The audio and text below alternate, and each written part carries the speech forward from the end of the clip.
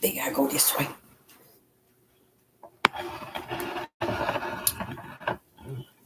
All right, all right, all right, all right. All right, all right, all right, all right. Shalom, shalom, and shalom. Sister Deborah, prophetess in the wilderness. And you know what? That's all right with me. Coming again on this Deborah platform with another message. I say unto you, this is a lovely evening in which the Most High Yah has made, which is the start of the Sabbath.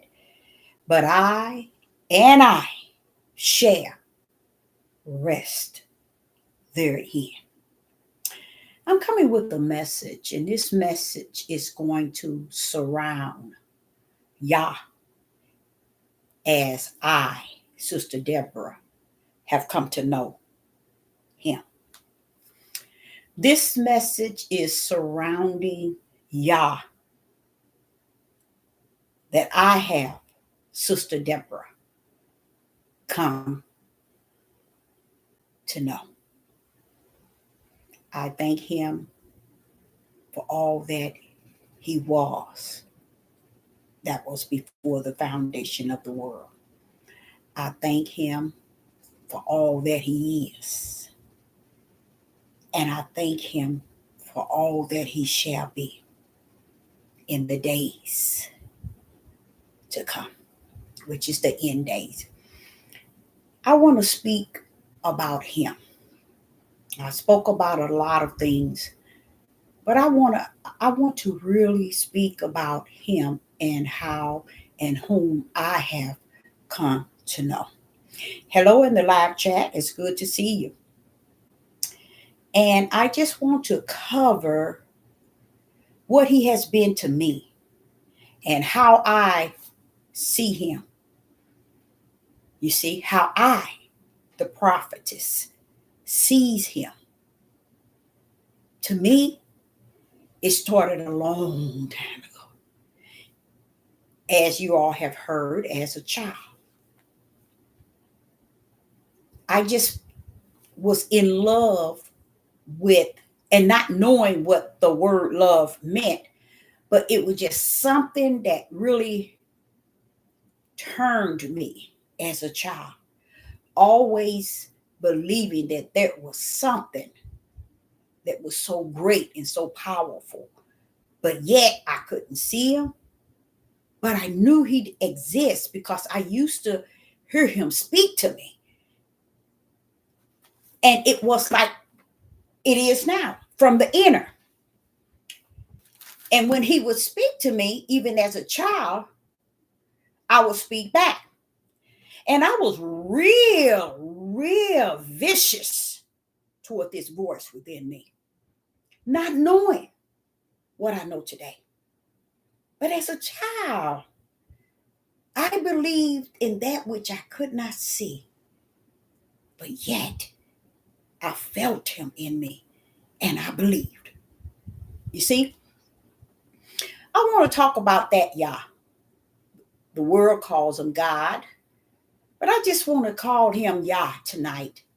And he can be God to you, and that's all right with me. I just want to kind of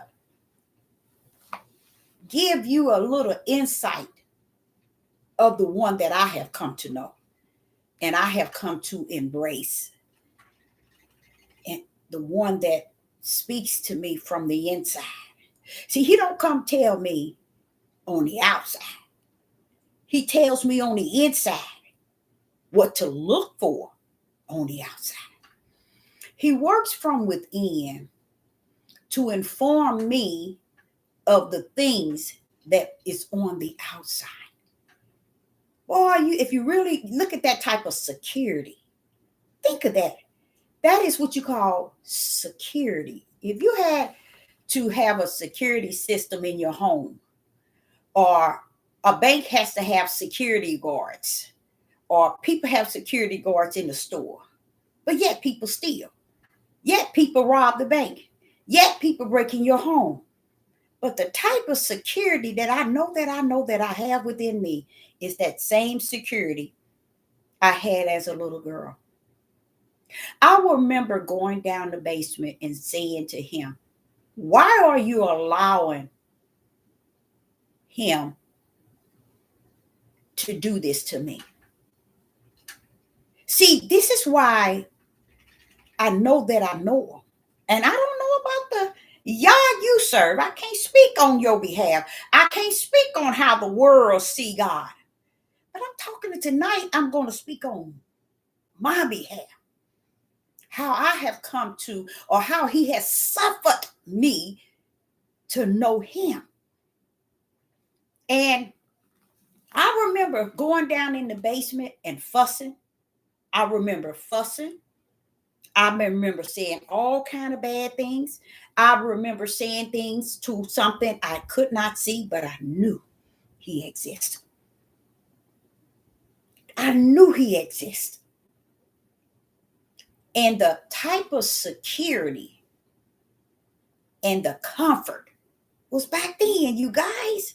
That comforter that people wait until they get what they think called save, or they think they got the Holy Ghost and they think this, and they said, well, he's the comforter. But I'm a living witness of an individual who had that comforter as a child and can still speak of this same Yah today as the same Yah of yesterday, walking every step of the mile with me. And here I am today. I'm going to tell y'all something else I got to know about the Creator. He has a sense of humor. Oh, yeah, he has a sense of humor. He never speaks loud. So what? Deborah raises her voice. But Yah, he never speaks loud. Every time he speaks, it's always with a quiet tone. And he'll ask, Deborah, what's wrong? And when he says that, that does something to me. Because the first thing I think, well, you see what's going on. That's how I used to be as a teenager.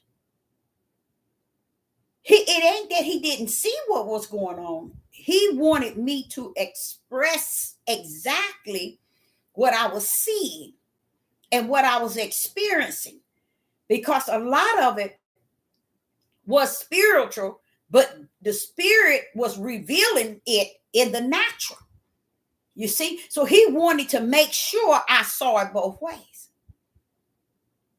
So that's why he would come and he would say with a quiet voice, what is it? And I'm like, and it's not, the voice is so low and it's so quiet, but yet it's loud. And when I say loud, loud enough for you to hear it from your inner man.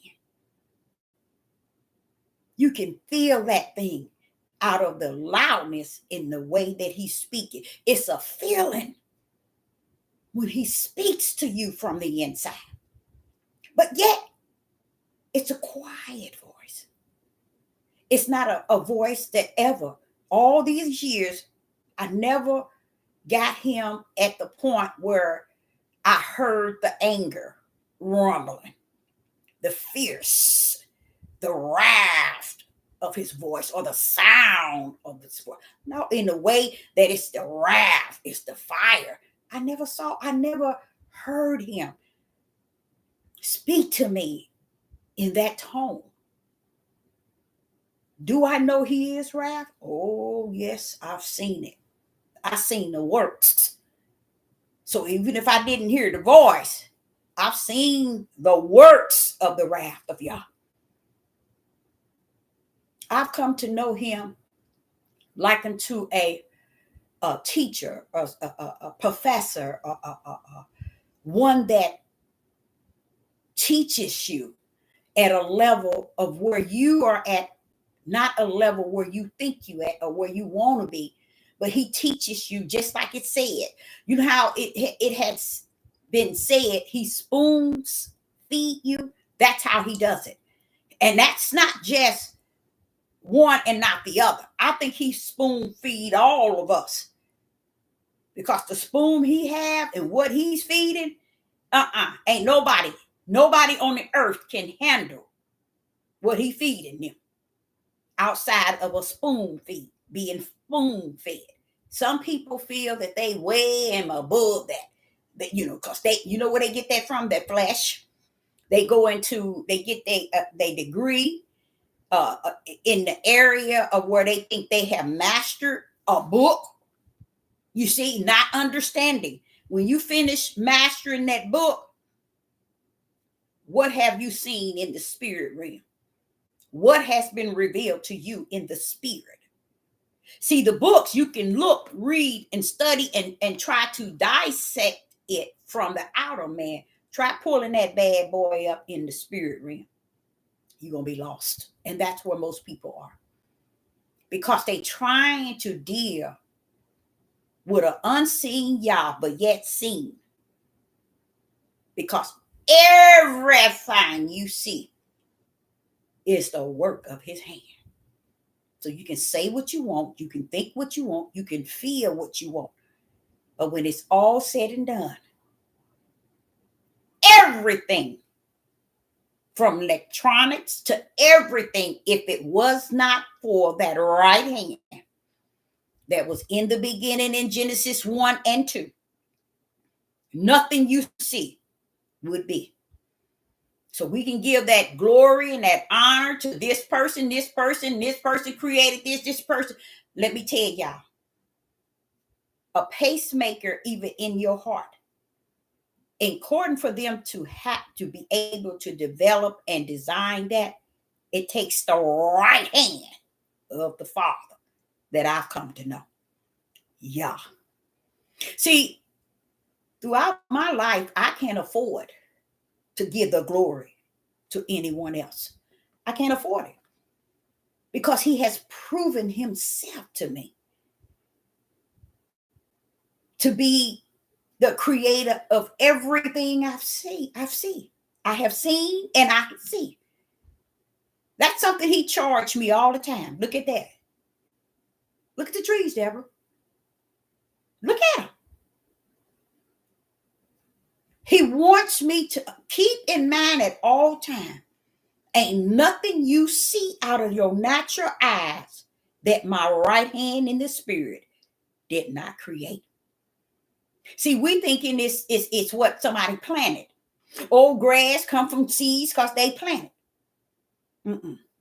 Before they planted grass was. Trees was.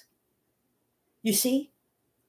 So we really have to get a grip of everything that has been planted, left seeds behind to keep it to where we see it today. But where did it originate? In Genesis, I think it was 28 and 29, when he told them, he told them, I gave you all herbs and bearing fruit, seeds. See, but you get what I'm saying? When we try to escape the fact that things are not spiritual, everything is natural, it's because we created this, we did this, and we did this. When it all said and done, it's going to take you right back to where you don't know. And that is my Father, Yah, the creator of all things.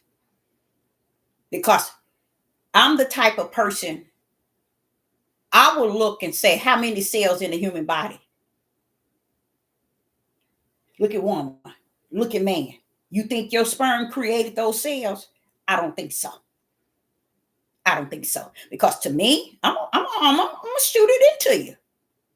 I don't see no way a woman can carry 9 months and you got a full human being, heart, brain, every organ in the body is there. Impossible. And this is where you see 99.9 where a problem is. This is why he can't get the glory. He can't get the honor. He can't get the praise. He can't be exalted. is because we think what we see is based on us.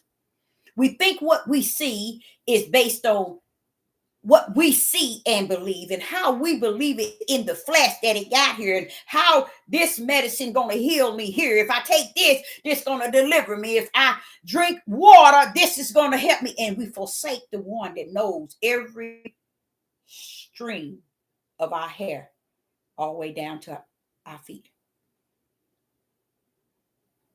The one who created that from head to toe.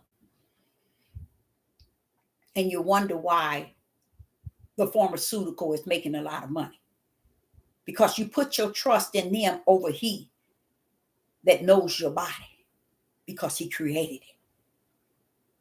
So we put our trust in those that we can see, which is going back to the flesh. See the power of the flesh?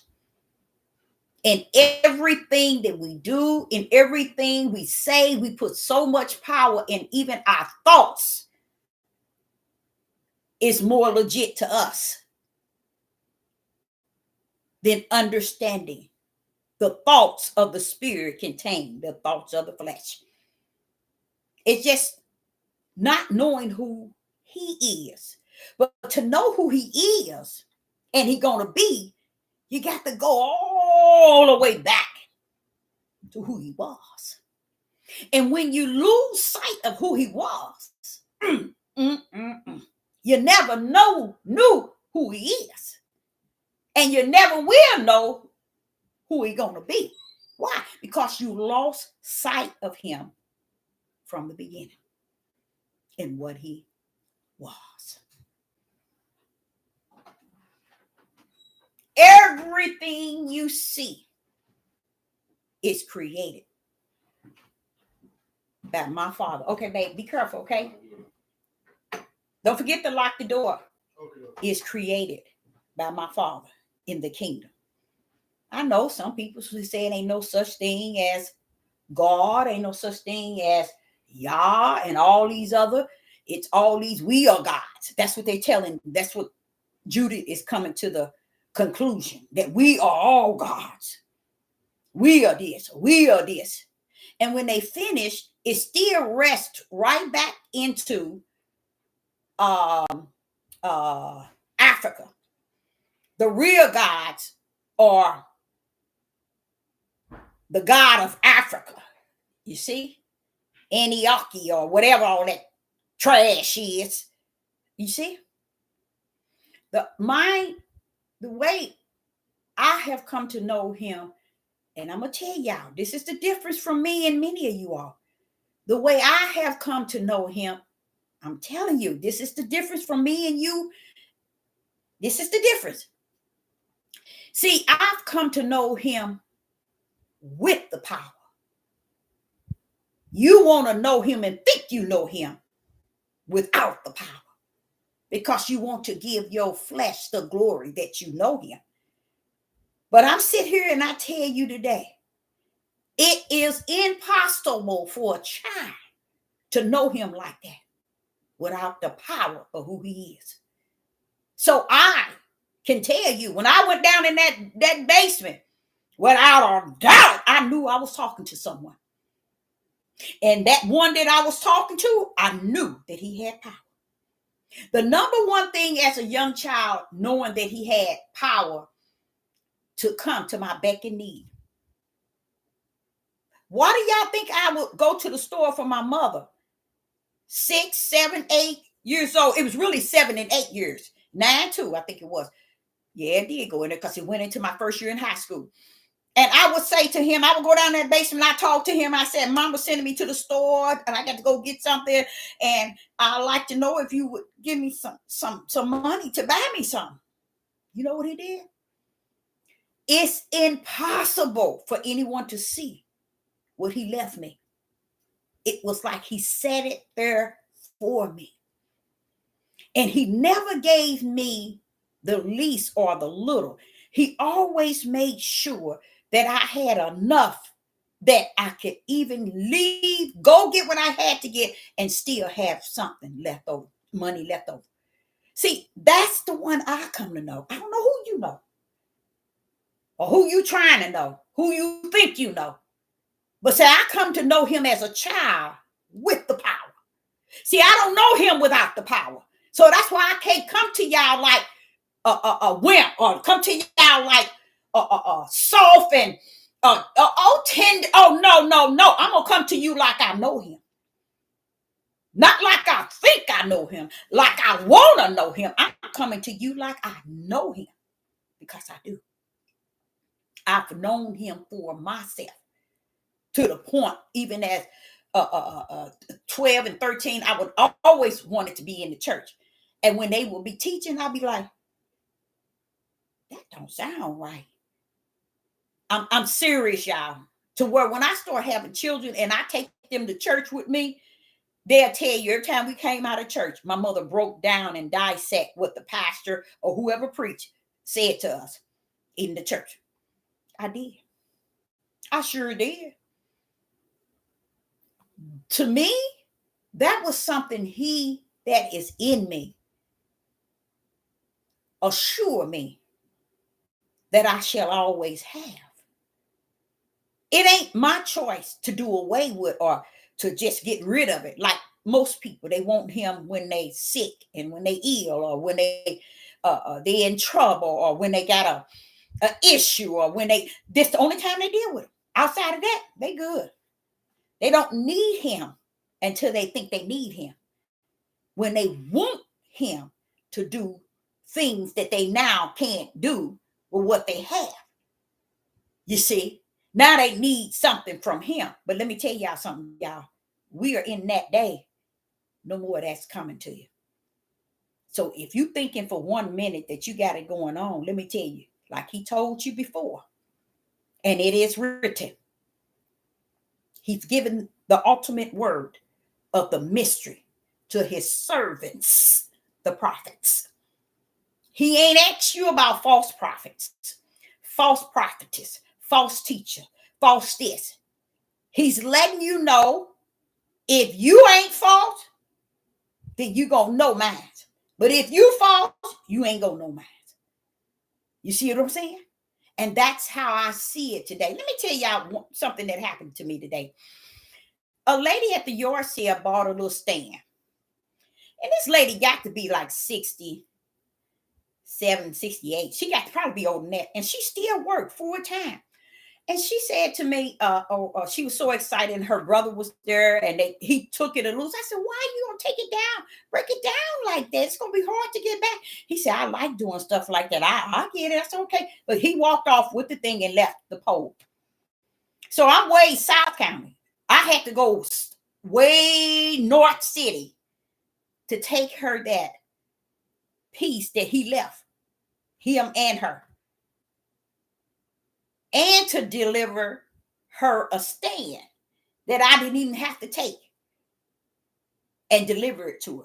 But they didn't have room because they had a little car to put another it's like a microwave stand where you put pots. It was really nice, real wood. It was really nice. And I told her, I tell you what, I'll drop it by. So I had to I dropped the today is Friday. Wednesday, the stand got dropped off. But the pole that he left, I forgot to take it with me. So she was just calling and calling. I said, let me take this lady this pole today. And the reason why I was doing that is because I felt it would be like this here, y'all. You know, to me, that's how I felt. You know, service done. You know, I got her pole. She's okay. Bam. And even delivering, I told her you don't have to. She said, how much is to deliver? I said nothing. For us the microwave stand, but the pole I had to come back and bring that today. So therefore, I had to go into the city, and in the city, I decided, I'm gonna go back past the house that my parents had bought. And I went past the house and I felt real sad because y'all see the beautiful park across the street. The house is here and then the park is directly across the street. Beautiful scenery. just a beautiful scenery. And to see that house, it don't look no better than what we left. It looks worse than what we left when we left. When mom left, I hate my mom did it like that, but it's a possibility that she was doing the best she knew how. You know what? And that's sometimes that's what we have to give our mom, the best they know how and what they had to work with. Okay.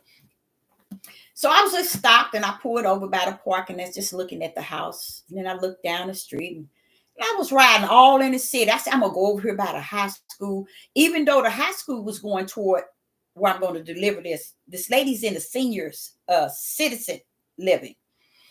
And it's right over here where I went to the trade school after I got out of high school.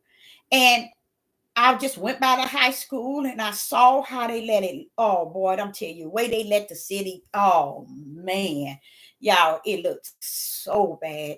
And you would not even think that the city, all that money it gets, that it would not let the city go down like that. But they do. And I began to just look at the school and said, boy, if I could just buy that school and open it up to an elementary school for in the city. Big old high school. And I'm like, they just let it. Oh, man. And I was just riding. And the more I was riding around in the area where I went to high school, when I went to elementary, and I just got sadder and sadder to the point where I wanted to cry. Oh, no, hey, we ain't going to have that. Then I began to say to the Father, look what they just let our city go down. They took all our schools. They did this, they did this, they did this. And you know what he said to me? He said, Deborah, look around you. You see your high school, you see your elementary. And I said, it's so sad. It's sad they just do that to us and let it go down. The Father had to check me. And he checked me real good, because where he checked me is where he have checked me several times. And I get checked and I love it. I love it. Why? Because he wanted me to stop looking at this as somebody done to you. You know what the Father told me? To us as a people. You know what he told me? He said, Deborah, you see how what you looking at? The way the community is down. And really, I got emotional because I seen our male men all over the place, y'all. All drinking and laying down in the park and just riding not a tricycle, a bike, a little kid's bike, and just men just everywhere. And I'm serious, y'all. It was like it was all men everywhere. And I didn't, and as I saw that, and that even made me sadder. But the Father said something to me that was really powerful. The Father told me that, do you see Judith? Judith is not like this today, baby. He said, Deborah, this is the same people that was like this everywhere they go. He said they were like this from the beginning, Deborah. They always been like that. I said, but they don't give us the loans to fix it up. He said, remember how they always bragging? How do Judith men always bragging?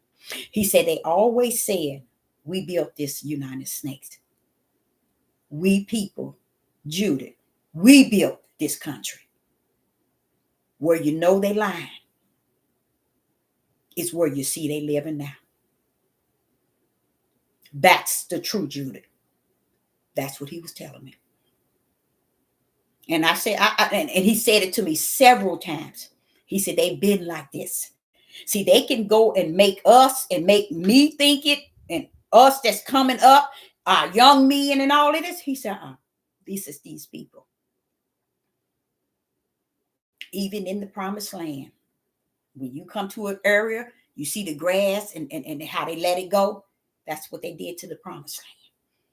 And I'm like, but if that's the case, Father, they some kind of people. He said they are. I just chose the worst of the worst, because I'm going to show my glory in. not just in them, but out of them. The whole world shall see that I am who I said that I am. And in spite of how these people have been, they gonna glorify me, because they gonna know if anybody can change these people, they would have to be God himself, or Yah himself. So when he told me that, I felt a little better. But then I kind of felt kind of broken, because I'm like, Father, if they were always like this, he said, always. They never took care of anything. So what you see in these communities now, this is because they didn't stick together, which they never did. They didn't form committees and kept up what they could have kept up in their communities. It is so true, because the Father says it started even in their homes. They didn't stay with their children. They didn't stick with their wives and their families. But yet they tell the whole world, we built this country. How can you build a country and you can't even stay within your own house and build it? So that I had that experience today, and it was really deep, because what y'all said to me this time was the same thing he had said to me several times when I tried to use that race thing, or they did this and they did this. I like how he bagged me up and bagged me down, because he's showing me you know better, Deborah. I broke that thing to you. These people been like this. Well, this is the going back. This is the Yah I have come to know. This is the one that I speak on or speak about. This is the one that I believe, I trust, I understand, I embrace living in me. I know he's my teacher, he's my comforter, he's my revealer. He has shown me things to come. So I know that the one that I serve, he's all that answer. You see? He don't have to answer to me, and he don't have to answer to you. And that's another problem. We think we entitled. We are a people that really believe that we are entitled to something. And really, we are entitled to one thing. And that is to praise, exalt, glorify, and honor him. That's what we entitled to do and to be. Those that praise and worship him. Why? Because all that he has done for us and all that he's going to do in days to come.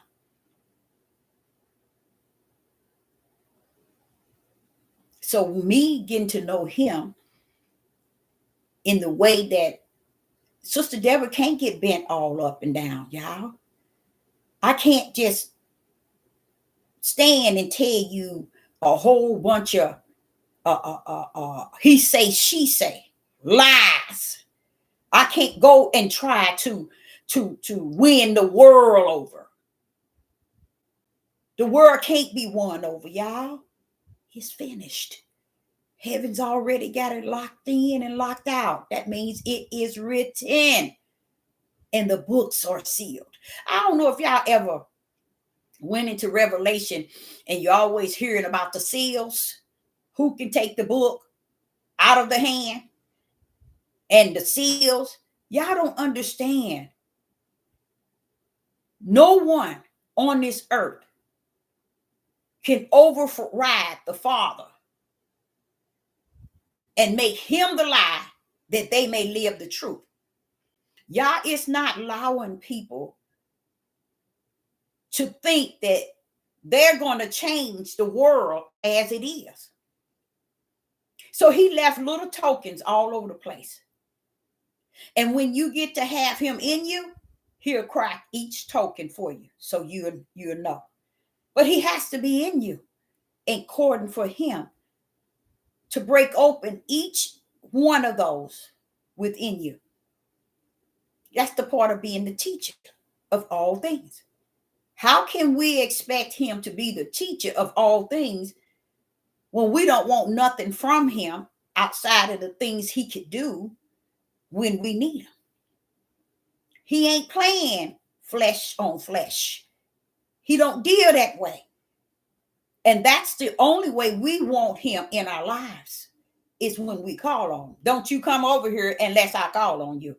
I'll call you when I need you, when I want you, when I need something, when I'm sick, when I'm dying, when someone else is hurt in my family. That's people who deal with him in a way that he don't deal with them. Because he's not coming and running. He's not coming and running. I remember Philip. Philip had already two surgeries. And that's my son. Philip had already had two surgeries and he was 3 months. They said, can we come back? We can go on and do this other one because he needs it.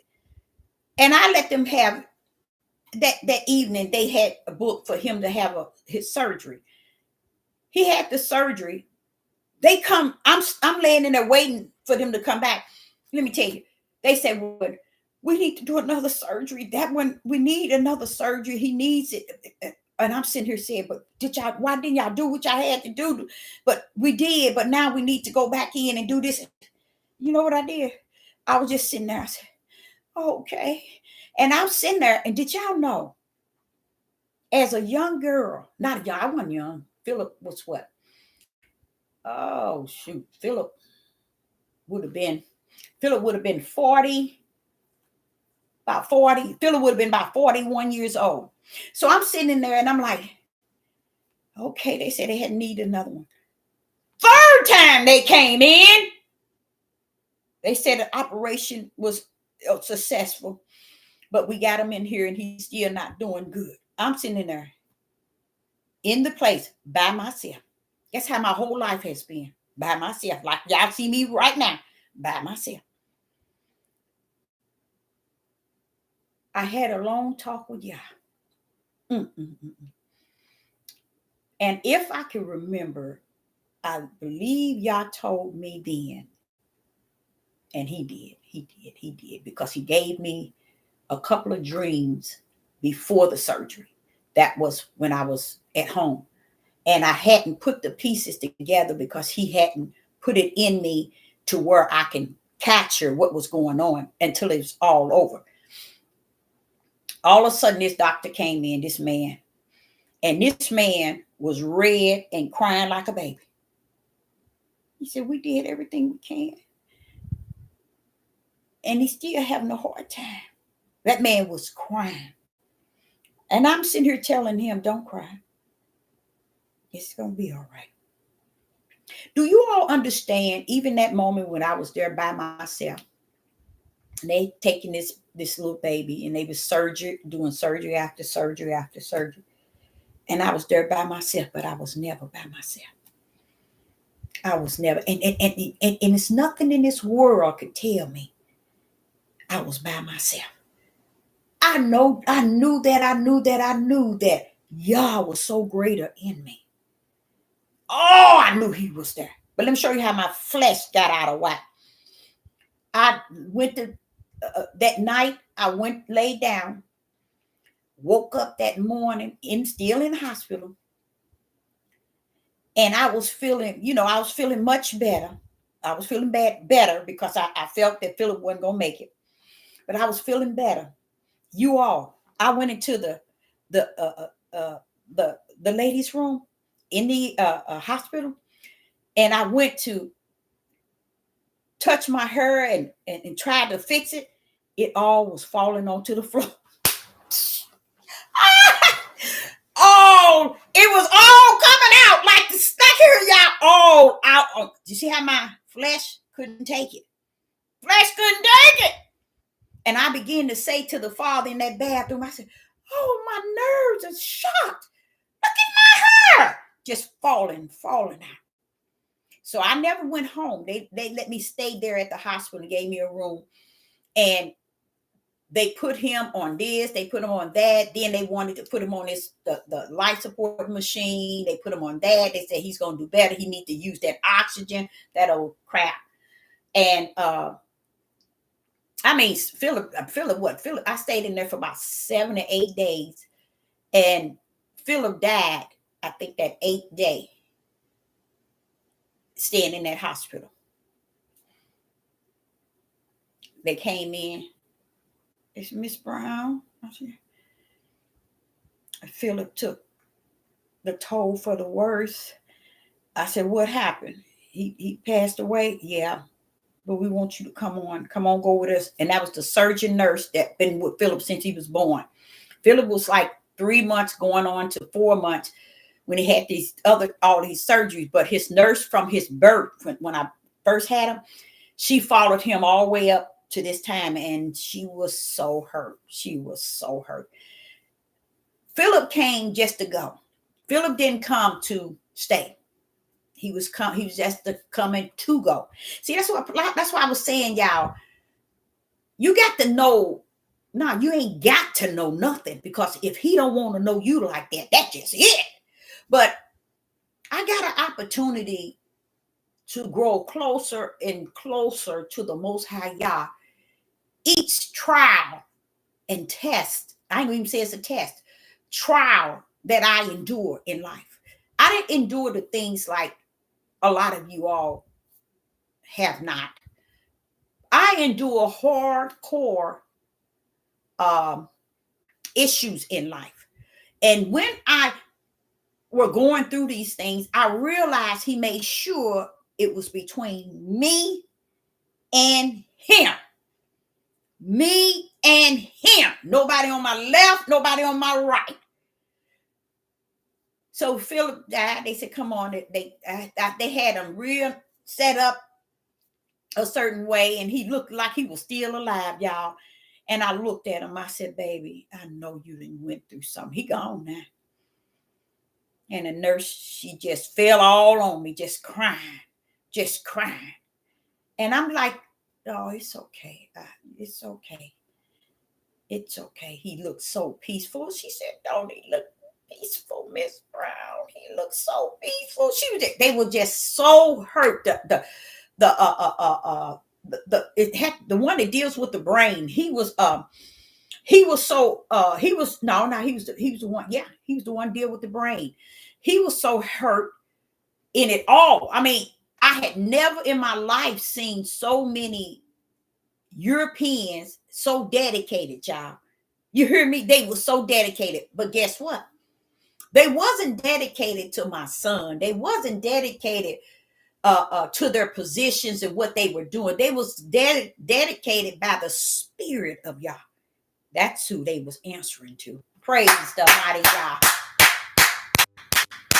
See, I don't see things like people will see things. I see Yah in the mix. When I woke up that morning and I didn't have no hair, and my hair was way longer than this, it was at least about right here. When I woke up, I called myself taking it, and I had a perm too. I called myself taking it, doing it like this, and y'all, it just fell off. My head, my scalp, my head was like this, my forehead. And I touched the back, fall off. See, I didn't have no idea that your nerves can be so shocked. Now, see, reason why I'm looking at it, I'm like, wait a minute, what's going on? Why? You know why I was like that? Because y'all had me in the spirit. See, he had me ready and prepared in the spirit, but in the flesh, flesh nerves was shocked. Took every strength. I mean, I didn't have no hair. And I didn't know your hair can do that. I didn't know your head can do that. I didn't know your hair can fall out like that. Overnight, y'all. Never heard of it. But I was taught and told those were your nerves. They overly shocked. And it took overnight, y'all. And all of it's gone. All of it's gone. But I had a right mind, y'all. I had the right mind that was in me, was Yah. You see? So, let me kind of pull out a little bit. So as I was in this here hospital, and I've seen these people crying over my child. I mean, I ain't talking about just tears running, and they were broken. And they called my no, I called mama and dad and told them I need them to come up.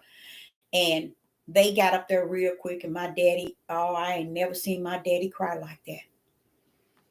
My daddy was crying. My daddy was crying because every early morning, he said, I want Philip to come downstairs. He come get Philip and take him downstairs with him while he have his coffee, and he sit there and hold his hand. And that's because he had already had 2 surgeries, y'all. They had cut him from in the center all the way to his back. You see, he had already had 2 surgeries, but my daddy and him just sit there. My daddy would talk to him. Philip came to go. When they had him in his room, I started reading these things that they were saying about him. They were saying the nurses and they were saying it to the doctor. They weren't saying it to me. They was writing it in his book. And I was reading what they would say about Philip, how he's doing, but it wasn't for me. I was just looking at the stuff that they were leaving for the next nurse and the doctor. They called him strange. They said he is fully aware of everything's going on. See, he didn't come to stay. He come to leave. Philip didn't come to stay. He came to leave. You see, Philip was born, he was Philip was born, he was 8 pounds, 6 ounces. You see, he had a heart murmur and he had a hole in his heart, as they call it. And he didn't have the shunts that leads to the lungs into the heart, and they had to put them inside, give him little shunts, preliminary shunts. I think that's what they call them. And he came, and he didn't. This child, he watched me a lot. He did, but he never smiled. He looked at me as if life was serious. Like, Mom, life is serious, Mom. Take it for real, Mama. Life is serious. He never smiled, but he'll look at you. And that's what they was writing in the records and in the file. So when this one doctor came in, he said, I hear a lot about Philip. They said that they believe he's fully aware of everything's going on. Oh, yes, he was. Come past his window, he'll turn his head and he'll look. And they said he rolls his eyes. They cut on cartoon for the little TV that they had monitored. They had a little TV there. They said he watches it, but the moment they come in the room, his whole focus is on whoever entered into the room. And he look at you. They said he didn't smile. He didn't show he didn't come here. Praise the mighty Yah. He wasn't the angel that was coming to the world. He was coming to make a difference in my mission. He was an add-on to my mission, my purpose, my journey, my race. You see what I'm saying? Even through him, I lean not to my left, not to my right. My daddy is a very, what you call, humble. You would probably, if you knew him, you say he was the humblest man in the whole world. You would say that. But when they told him that Philip, he blamed them. He blamed them. No, Daddy. God had already told me Philip was going. See, I know all these things already. So I can't believe what others telling me when I know that I'm that person that he been dealing with all these years. I can't erase all that and just believe what somebody's telling me, what somebody want me to believe. That's why even to today, you see. Now, one thing y'all did not know, Sister Deborah can run her mouth, but Sister Deborah got an ear to hear. I am an excellent hearer. I can hear something and reverse it in the spirit realm and flip that bad boy in the natural. I'm a very good hearer. Very good hearer. So what they did is Philip was 3.5 months. He only lived 3.5 months. And I purchased him a tuxedo for his little white casket. He had a tuxedo on. But even looking back at it, y'all, oh my goodness. You would think that this baby was born and been living 80 years. That's just how many people was there at his funeral. That's just how many was. And just sit here thinking about it. Just thinking about it. It was so many people. They didn't even have a place to sit. But guess what? Where were those people when I was always by myself? You see, this is the will of the Father. This is not their fault. This is the will of the Father. All this was about me. And same way with Lawrence, another baby. See, through my testimonies, I can tell somebody something. They can't. I don't listen to what nobody else say. You know, y'all, it is so many people I have made a difference in their lives, just explaining to them when their children are born and said, talk about a shunt. I get into them. And they would talk about a preliminary shunt that they had. Oh, my son had that. You can't tell them nothing. You can't tell them nothing. Oh, but my son is my son is my son. I'll never forget this one lady, her daughter had the same thing my son had. And I was explaining to her when I had Philip's whole autopsy done and everything was done. It said it was impossible for him to have lived past 6. He only lived 3.5 months, but the autopsy was said it was impossible for him to live. So they gave me something to go on when I run up on these type of cases. And I did with several my type of people, brown skinned people. They don't listen to you. Nobody listen to what you trying to tell them. And they just think, and this one lady, I never forget, she had a daughter. And her daughter was going for her second shunt. And I told her that from my son's autopsy, she's not going to make it. You know, that child did not make it that next year. That child died the same amount of years that they told me Philip would have had, 6 years to 7 years. No, they said 6.5 years. No longer. They said 6 to 6.5 years, because guess what? They constantly have to go back in and have the surgery. The same surgery. So I was explaining it to the lady. So years later, she told me, oh, she died. I said, I told that lady. I told her. I didn't tell her that in front of her. A lot of time people don't understand your experience is for them. People wants to look at you all cross-eyed and don't even understand the information you're giving them is for them to take advantage of it. You went through it so that they may have some better understanding, or they can grip this better. Same thing with my son, who went and committed suicide. Same thing with him. Same identical thing. People next door didn't have nothing to do with us. Nothing. They were Europeans, an old lady and her son and his wife. They wouldn't say hi. They wouldn't say nothing. But the moment they son committed suicide, that knock on that door, that lady said, can you go to the hospital and talk to my son and his wife? Why? Because they remember when it happened to my son. The difference was their son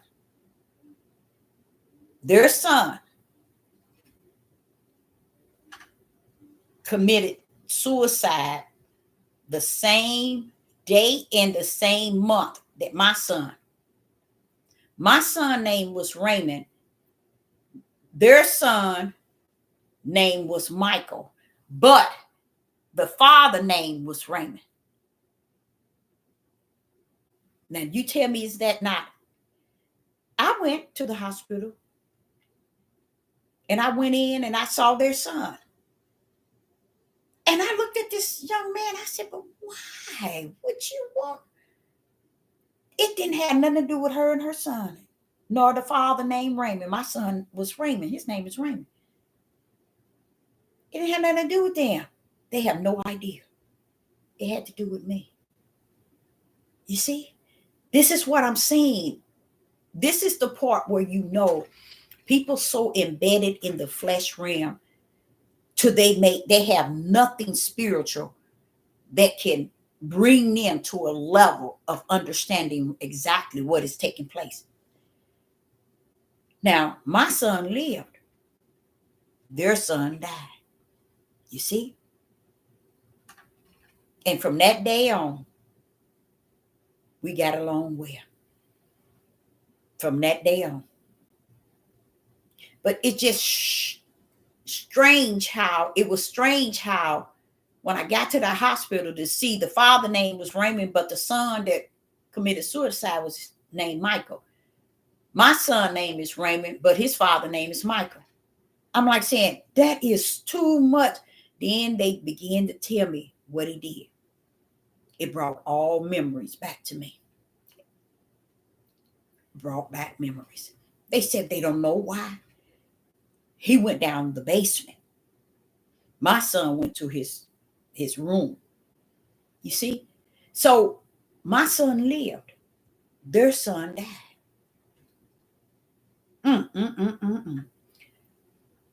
When things like that happen, when it's all over, this is when Yah paid me the visit from the inside. And he would ask me, do you understand? Most of the time, yes, I do.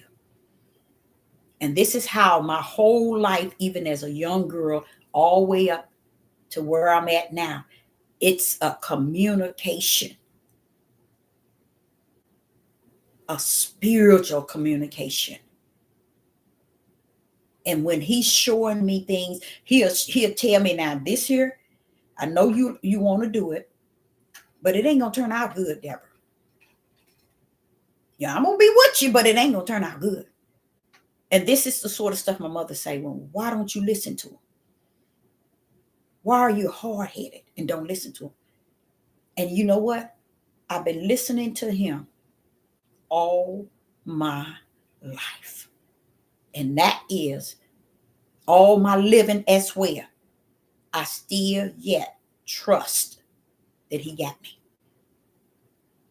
He has me. He has a sense of humor. He listened to you. He don't have to answer. That's what I come to understand. He don't even do the things I asked him to do. Oh no. He don't do what I asked him to do. I don't know who y'all know.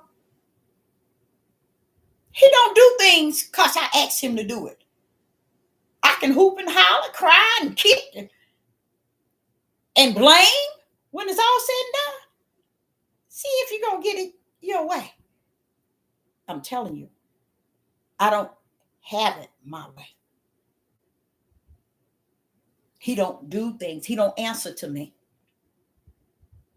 Like he told me, your tears is icicle, baby. Get up and stop clowning. That ain't going to get you nowhere. I don't pay no attention to that flesh. Your tears is like icicles. I can sit and I can pray all day, all night, all month, all year. He is not coming to do it my way. Never have he, and never will he. He don't answer to me, and he don't answer to you. This is when you really get to know who he is. You realize he don't rumble your way. He don't rumble mine. I learned it. Now, if I say something and I say, oh, Father, when I want to do this or I want to do this, I pray that to you, Father, that if it be thy will, can I do this or can I have this? He don't answer to me. Why? He knows what you need. He knows what you want. He's not a creator to answer to you and your needs and your wants, because your needs and your wants ain't about his will. He give you what is according to his will and his way for you and for me. Oh, no. But when I remember, boy, my sister husband kept bothering her. I said, okay, Father. I've been to you 2 or 3 times. First time he got shot. The first time my sister husband got shot 6 times. He stayed in the hospital for like 3 or 4 weeks. He got out. Then all of a sudden, 6 months later, he was trying to do things to my sister. He had set her, when I used to stay in California. In California, he had set her apartment on fire so she couldn't get out. Oh, he done a lot of things when I wasn't in St. Louis. But let me tell you, the first time I went to him and I said, now, my sister told me he doing this to her. Now, Father, I'm asking you. See, I tell the Father what he already know. I ain't got no sense. Ain't no shame in my game. My Father know I ain't got no sense. This flesh ain't got no sense, y'all. None whatsoever. So that first time, he got shot 6 times. He stayed in the hospital 3 to 4 weeks, got out, got well, and went and robbed an elderly man.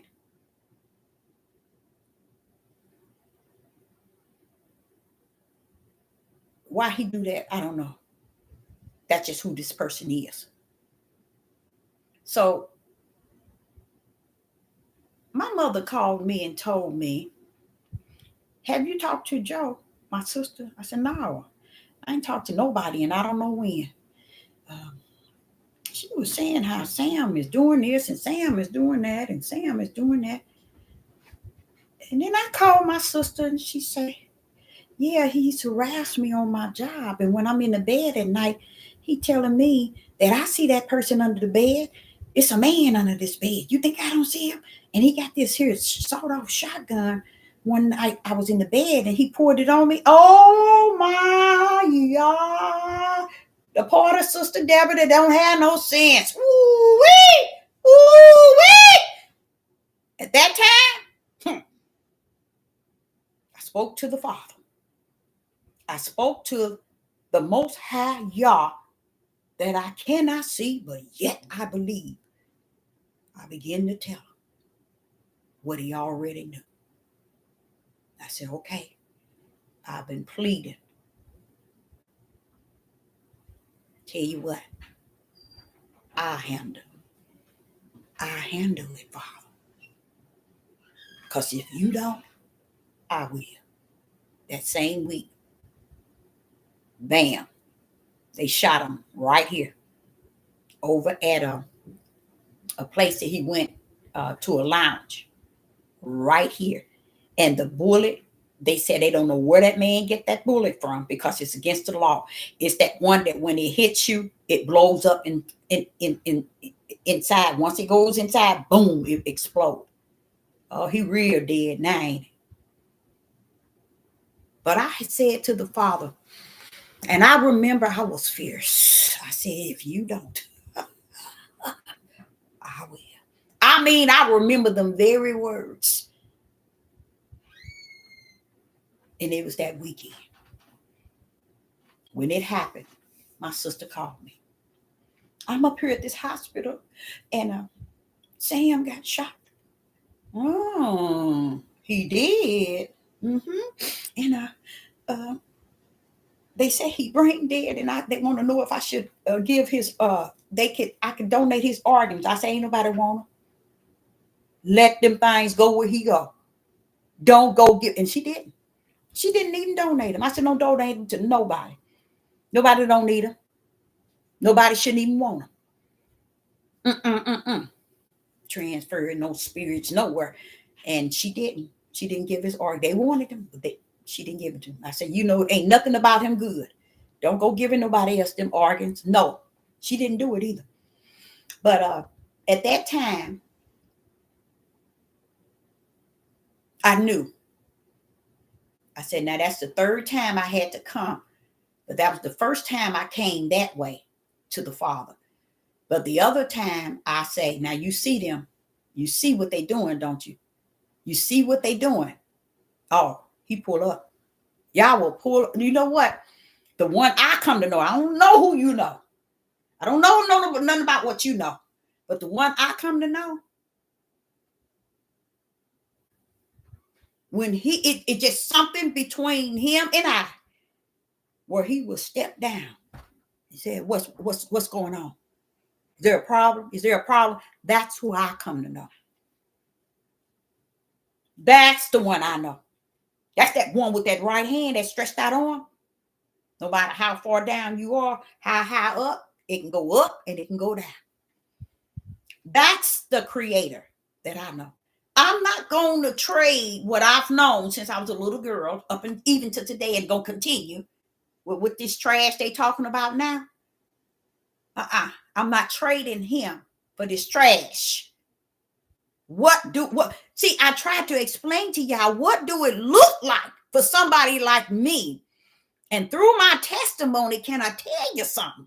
I remember in the church, I used to, even as a young person coming up, even as an adult, them pastor would tell you stories up on that pulpit and I remember this and this. None of them was really what happened to them. It wasn't even their testimonies. It was other people's testimony that they give the pastor.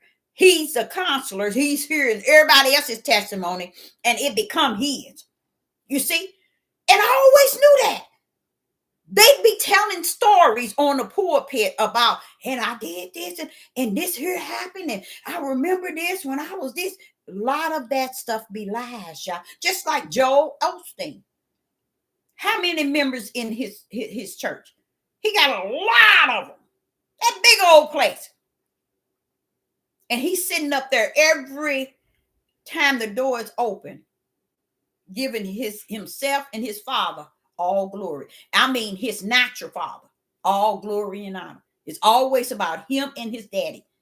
He don't know nothing about the Most High God.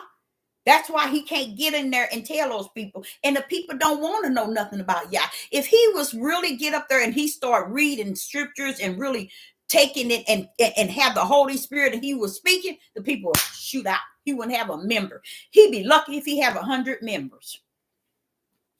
See, they only flock in darkness. They don't flock to the light. Who flocks to the light? They flock to the darkness. That's the way it has been orchestrated from the kingdom.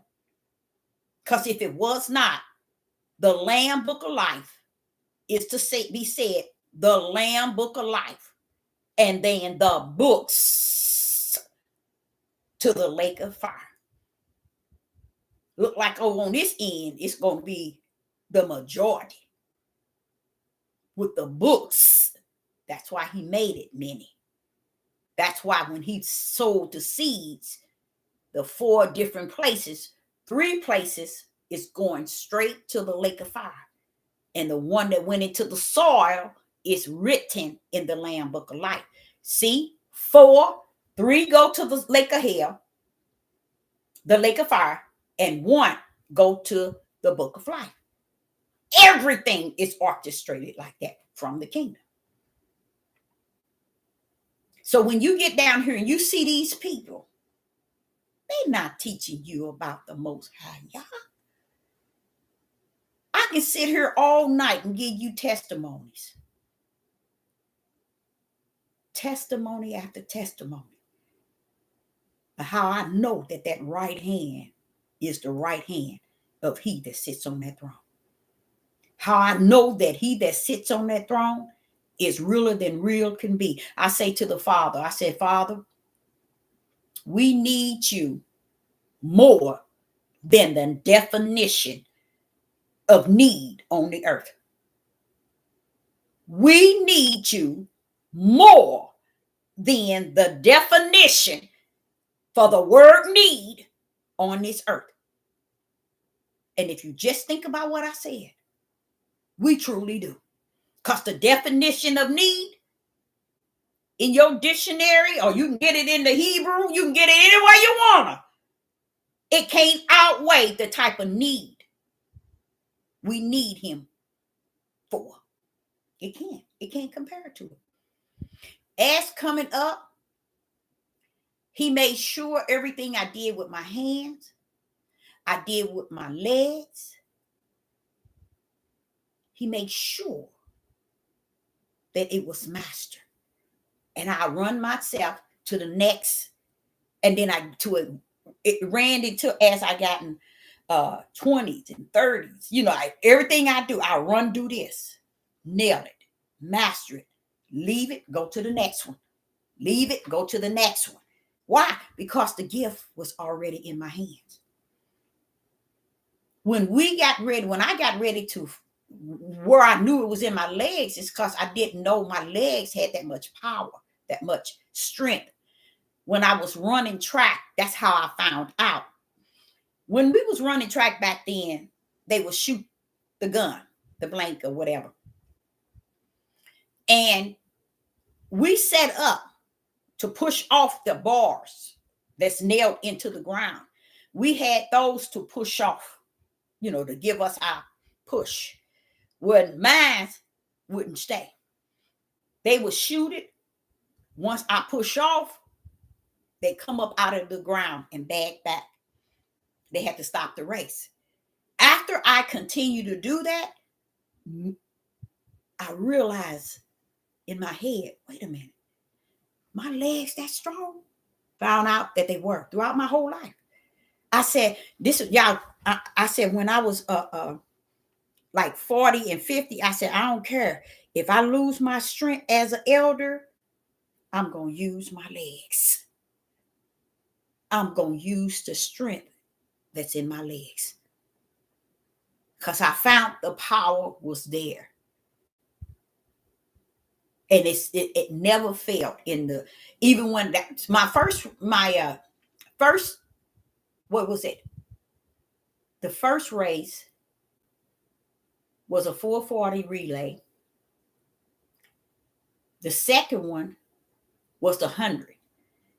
The 3 times the race that set for 100 had to stop 100-yard dash because the bars, the push-off bars, when you get ready, one foot is here, one there. When you get ready to push off, mine will come out the ground.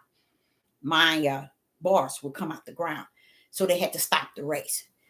At first, I thought it was me. Really, it's me just doing this here.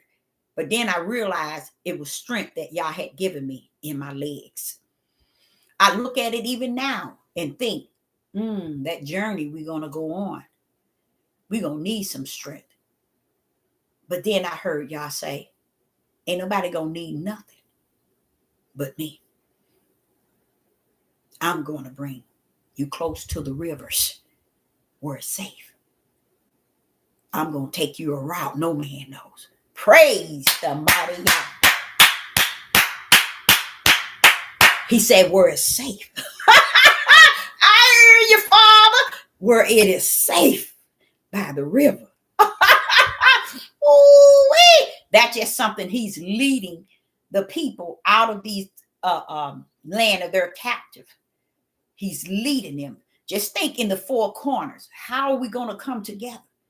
See, y'all, that's going to take that right hand.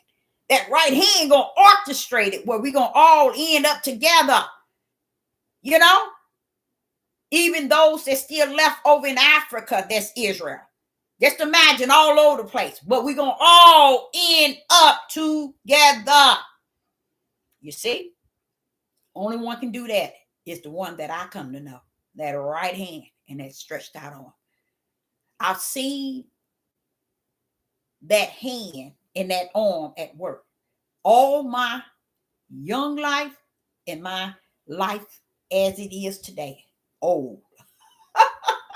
I've seen it. So I cannot deny it to be all that and some. Now just think, that type of power, you even have a fear of it. Ooh-wee. You better tell them, Deborah. You better tell them. You better tell them. Oh, yes. That right hand and that stretched out arm, there's a fear about that. There's a fear of y'all's right hand and stretched out arm. And want me to tell you something? And just thinking about that, just as I say that, I thought with a quickened thought, Israel and Judah never really gripped the fact that was fighting all their battles.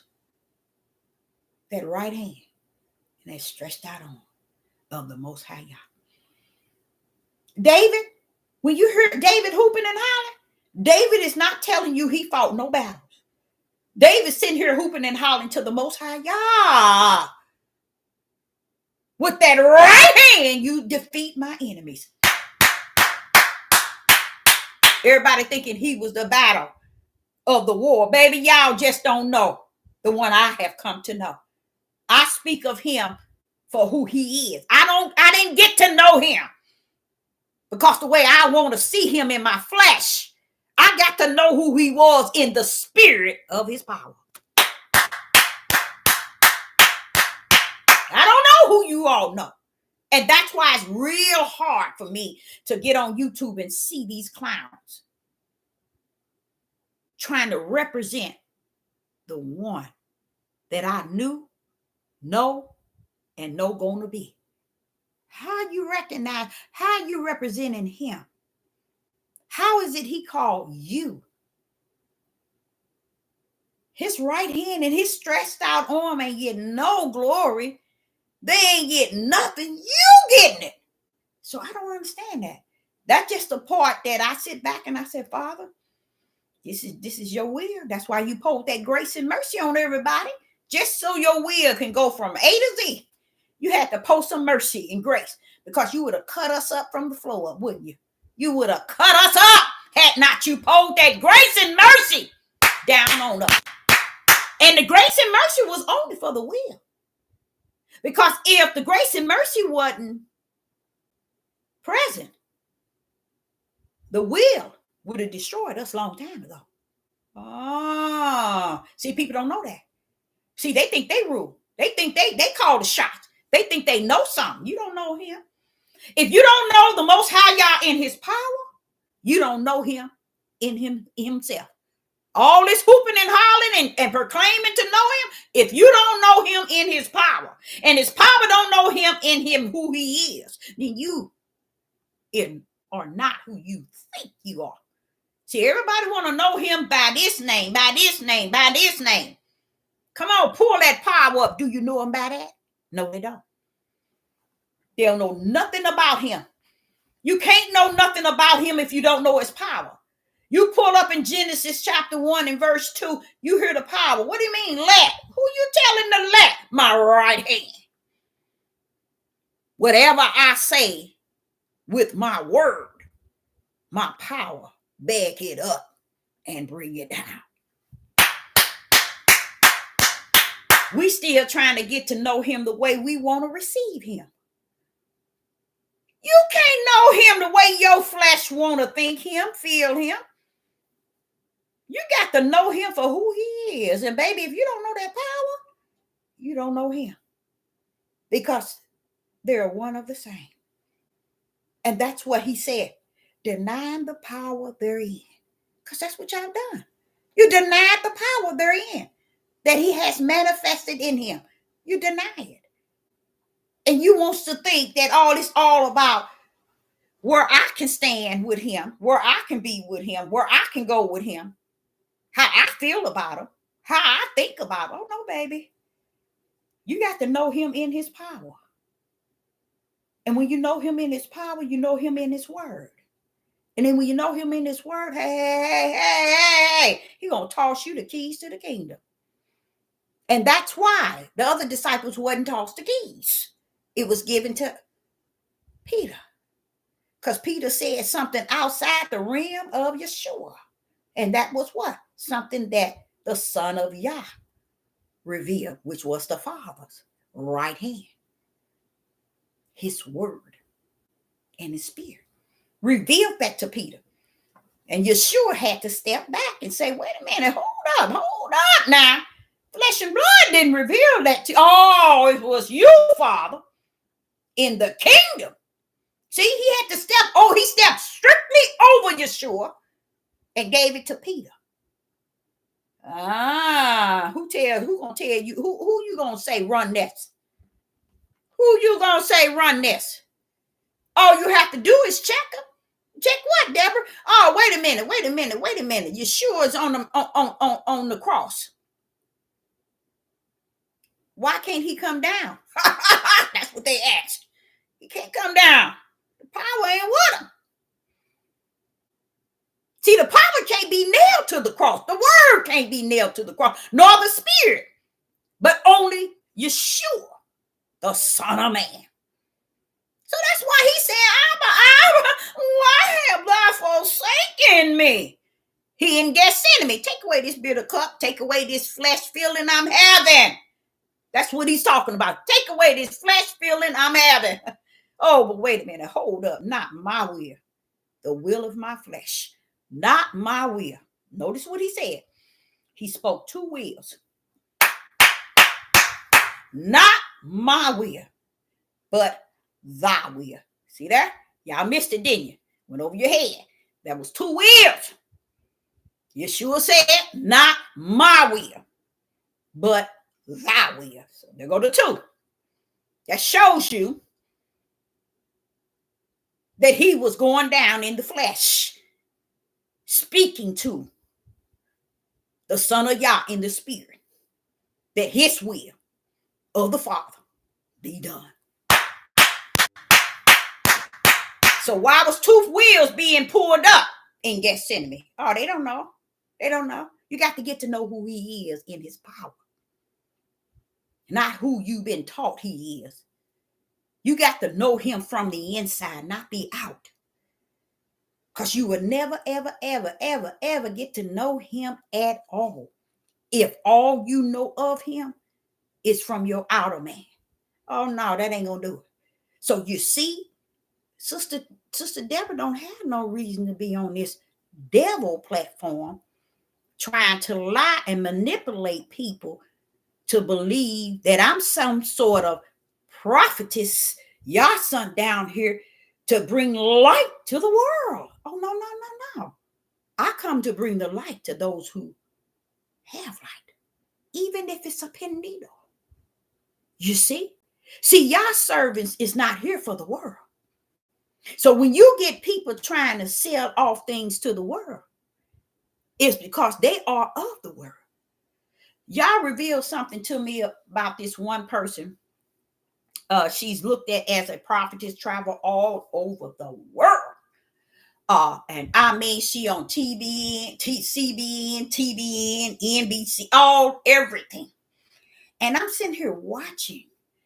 And the Father say this same very person is speaking to the whole world. And I didn't come. And nor did I send my son to save the world. I said mine was only coming for the lost. And it was starting where? In the house of Israel, in the tribe of Judah. And how was it going to branch out? Because I had already grafted in the kingdom. those who are going to be grafted outside of Israel and Judah. So if you come in here trying to be a prophet to or a prophetess to the world, you can't be of Yah. So he told me something that was very powerful, and I want so bad to put it on blast. I want so bad to put on blast. He said, no, this is between you and I. When your eyes see, then you shall know. I'm about what I say, and I say what I'm about. I was like, oh my Yah. And this, the saddest thing about it is, I can feel that thing. I can feel that thing. I can feel that thing. And I'm like saying, wow, that's real. And I don't look for it. I don't desire it. I don't praise it. I'm just giving it to you to show you in a way of how the one that I come to know, you see, I come to know this one that don't have to answer to nobody outside of himself. He don't have to rumble and be the one that then son everybody to say something. You can do what you want, think what you want to say, what you want to feel, what you want. Next. That's how he is. He don't play with you. You want to deceive the whole world here. Y'all here. Wait a minute, Deborah. Hold up, Deborah. Where you going? Let me tell you now. If they want to deceive the whole world, let me give them the world so they can deceive. When he bring forth stuff like that to me, I be like, you some sort of creator. I mean, only one can do that is the creator. Can come to you and tell you, if I got mine and wicked has theirs. Wait a minute, hold up. Mine is written. His is written. Wait a minute, hold on. I got to make sure it get his. For it is written too. Where is it written? In the Lamb book of life? No. In the books of the dead to the lake of fire. Who you think created that book? Satan didn't. Because he's going there too.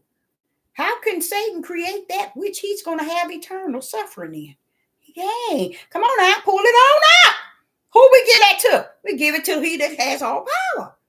Only one could have created the lake of fire is he that created the Lamb book of life. Hold up, Father, y'all, hold up. So you created the books that's written for those that's going to the lake of fire. They didn't understand that was already written. That means they already going. They won't teach that thing.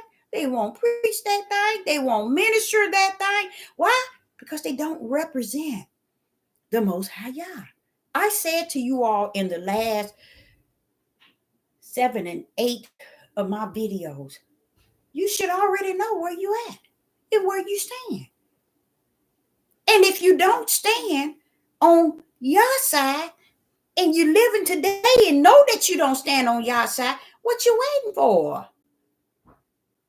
Wait a minute, hold up. What are you waiting for? Babylon to go down so you can hoop and holler and say, I'm on your side now. Huh? What are you waiting for?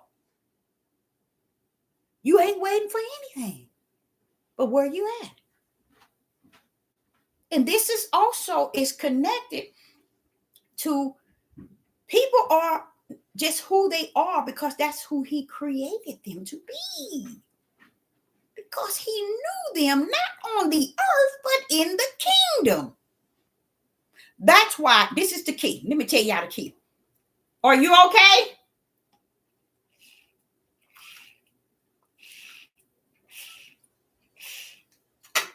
This is the key, y'all. I'm going to make it make sense tonight.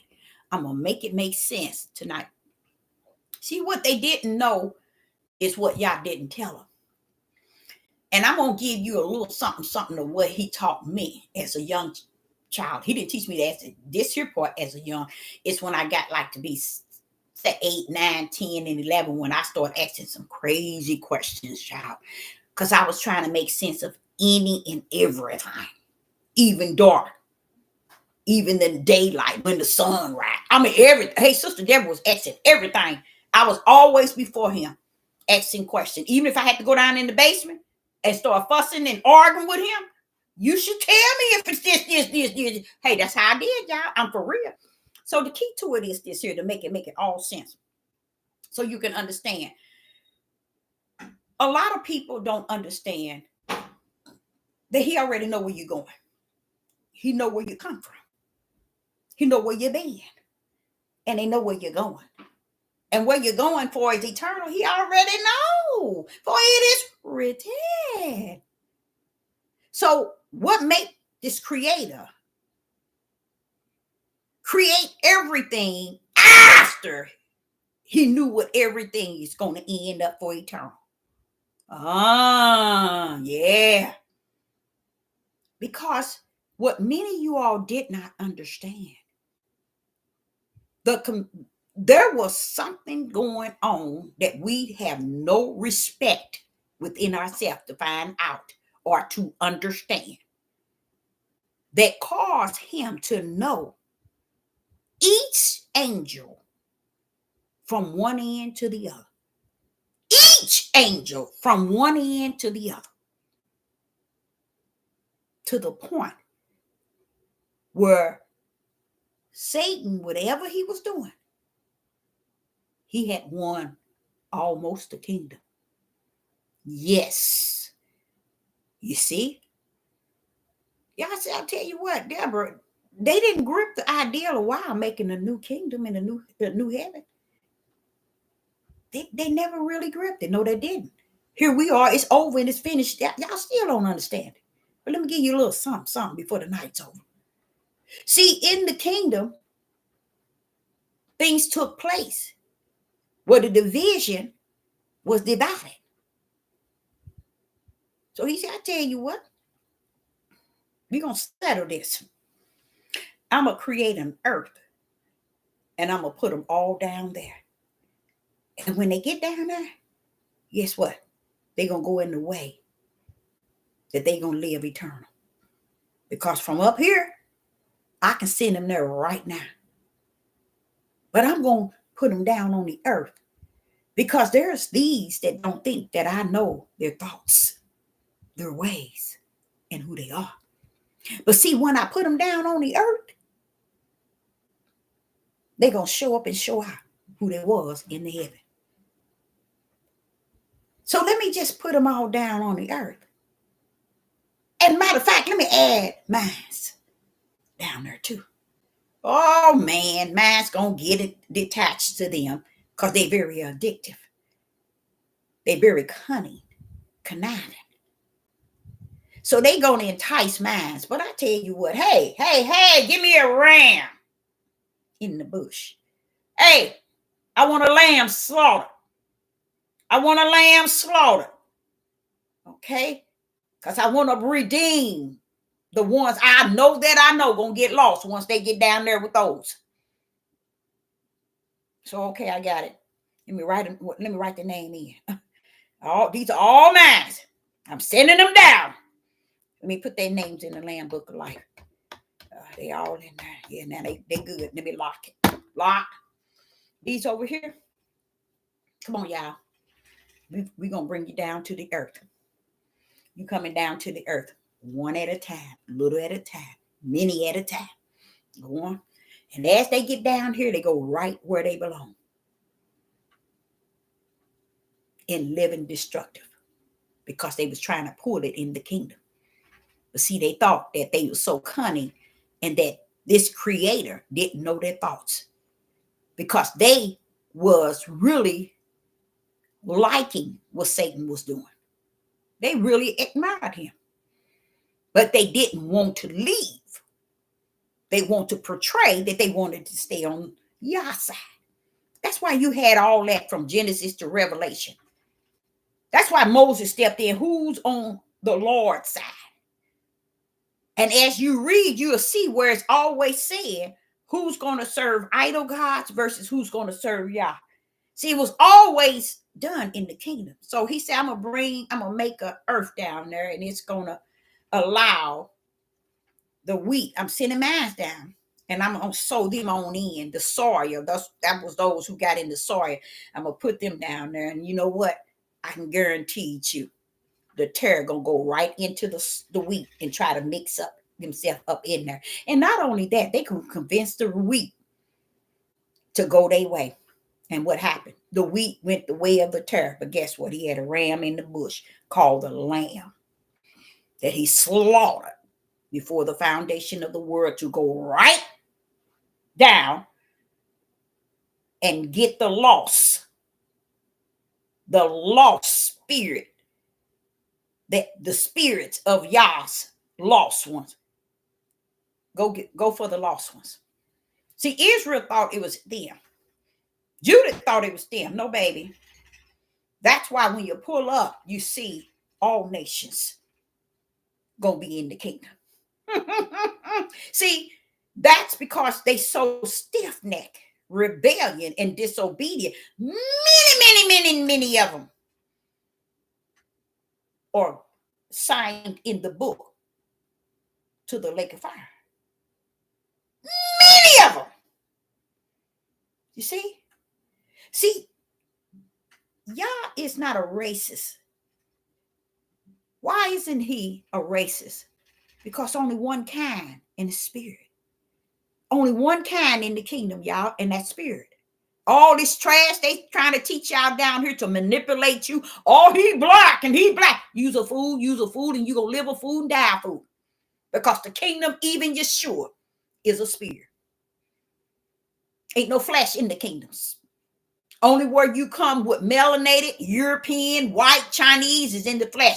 That stuff is not backed up in the spirit. So that to me, and that bothers me more than anything. How is it that people on here teaching the multitude and they can't even understand that spirit is not a race of people, a nationality? Spirit is exactly what it is. It's a spirit likened to a light.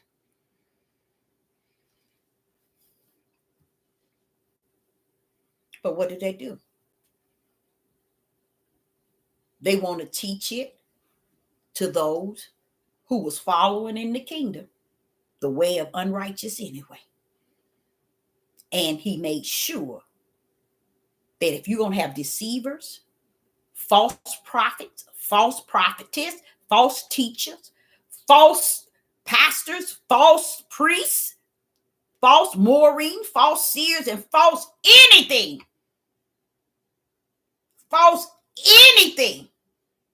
he's adding on those who need to be added because they're already written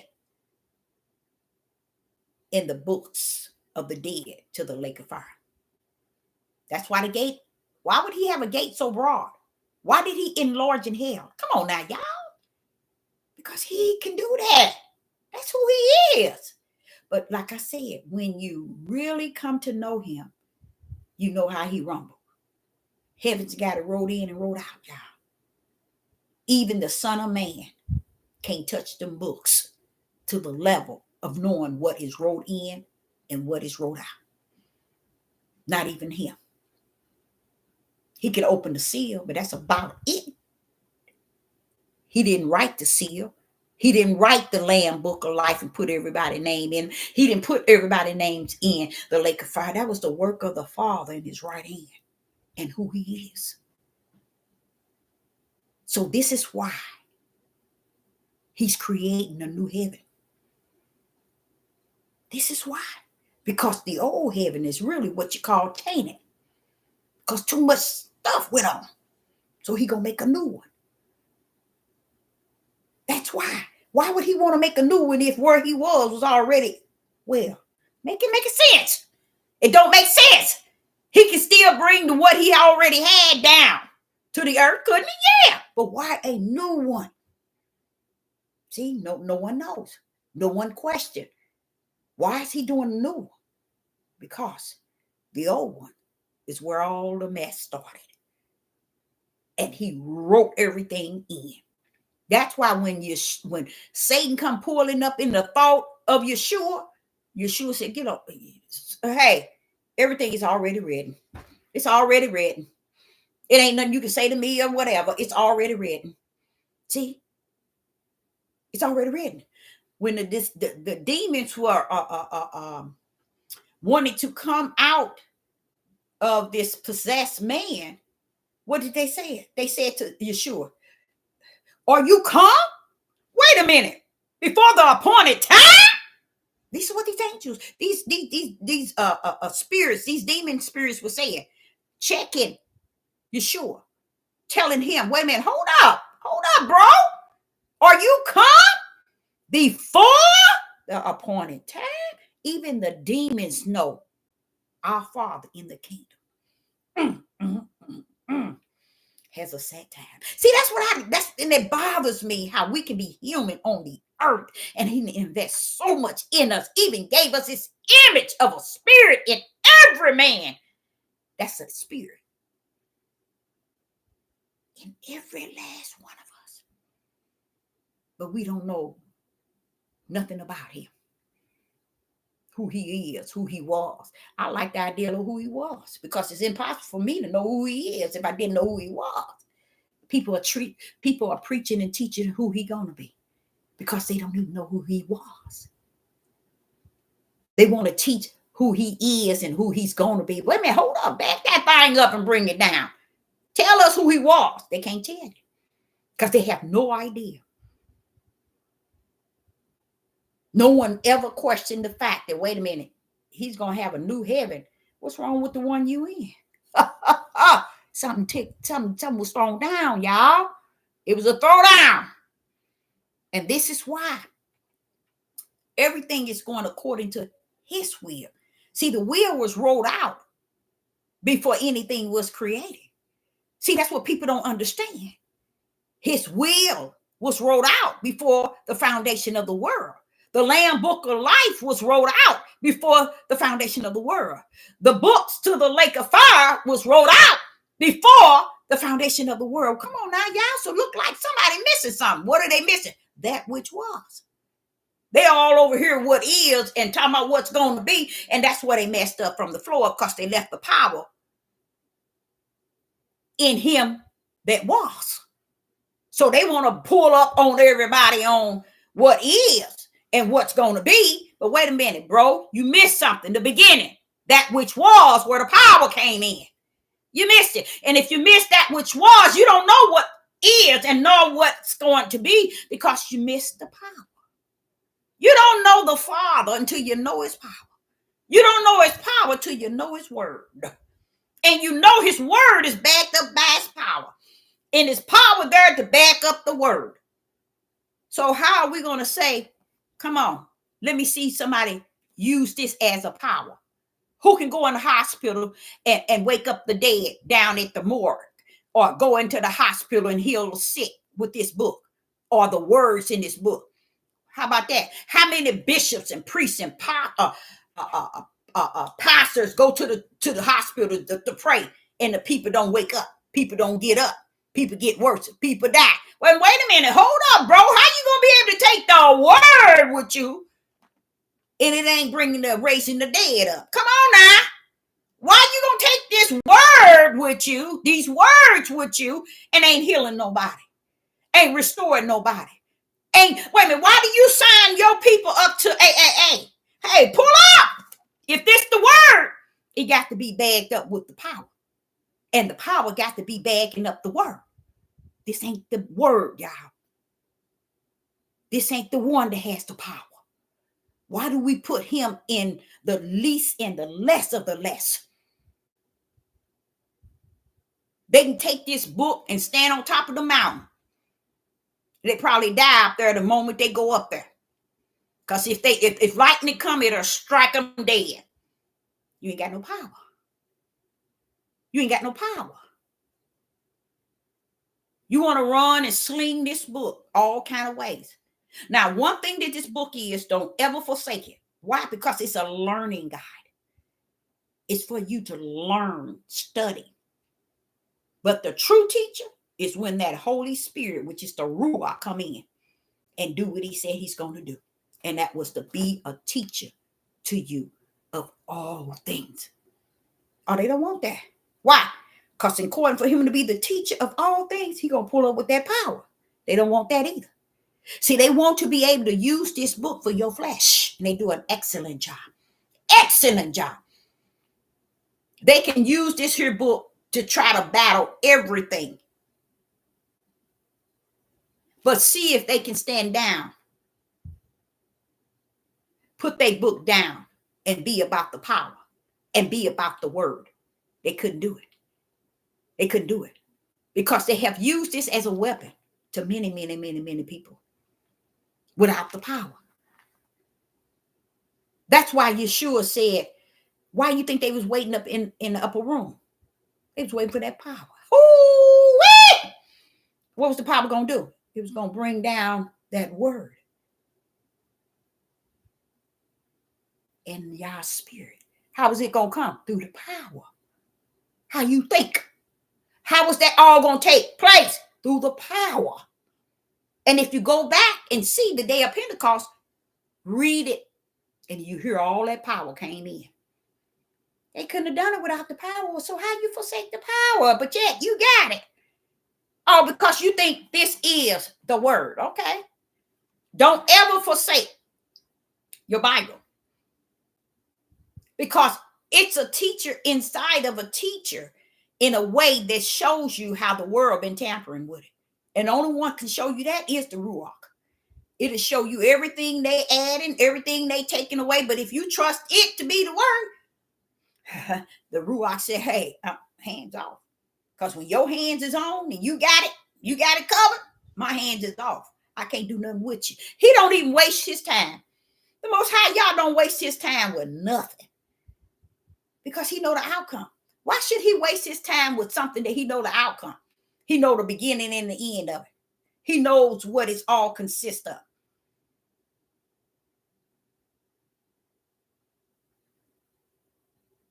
This is the one I tell y'all that I have come to know. And I will not let the way they are teaching and preaching and lying grip me in no shape, form, or fashion. It's over. It's what grips me is when you can get up and you can just turn your TV on. All of a sudden, something you hear this man say, "Y'all, it's over. It's over." And when I hear that, I'm like, so it is, huh? See, they're saying it in a way that they're trying to convince, and they're going to convince the people because they're not telling them what it doesn't mean when it says it's over. But they know that it's over. Because the Ruach gonna give you the fullness of why it's over. You see, and what over means. But I sit back and when I hear them say that, I be like, well, okay, you got that right. But when you say it's over, come on with it. Pull it on up. Bring out spirit and truth of the whole matter. They can't. They know something going on, but they just can't pinpoint it. Another thing that I was paying a lot of attention to is that the lawlessness has hit the highest. And I mean, it's like it's nothing. It's just everything is just okay. Everything is all well. You see? And the mindsets are like, whatever. Judith, oh my God. I think back how the father say, okay, I sent you to be the prophetess amongst Judah. The good thing about it is, I like how he did it because it's so beautiful. You think back to Deborah, how she didn't go out talking to people. She didn't go, she was the one, the whole house of Israel and the tribe of Judah came to her. But what happens when Judah found a way they can keep people from hearing Yah's true prophet by cutting the prophetess off and other prophets by calling them fake, then the people don't know that you can come to somebody that Yah sent Just because we got fake ones, don't mean we don't have real ones. See, that's what people keep doing him. They keep cutting Yah short because they want him to have the fake ones to fulfill their fake understanding. But they don't want him to have his true servants, the prophets, because they don't want to hear from them. They don't want nothing to come out your mouth. They don't want to hear from you because the way that the world is going, we love it this way. So we rather deal with the fake ones. We'll glorify them. We'll edify them. We'll magnify them. We'll support them because this is the one to make us feel like we in there. When he told me, oh, Deborah, don't go tell him. That's between you and him. I was like, that's about right, though, ain't it? Oh, yes, it is. That's about right, though, ain't it? Oh, yes, it is. And the thing about it, when it all come out, it's going to be like, so what? And that's the mindset of people.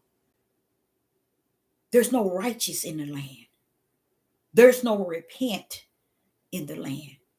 There's no sorrow. There's no mercy from individuals.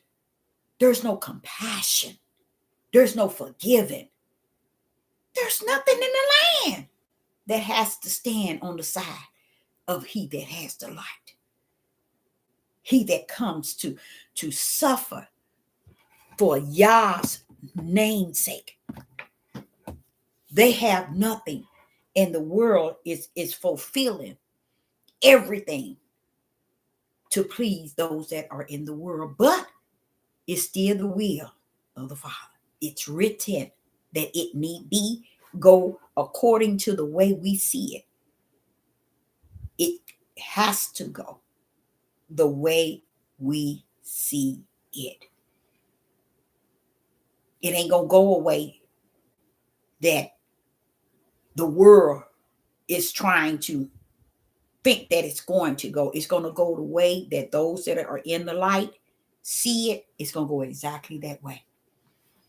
And those that's in the dark is still going to be looking for another way out because they have not seen the light to show and lead them out.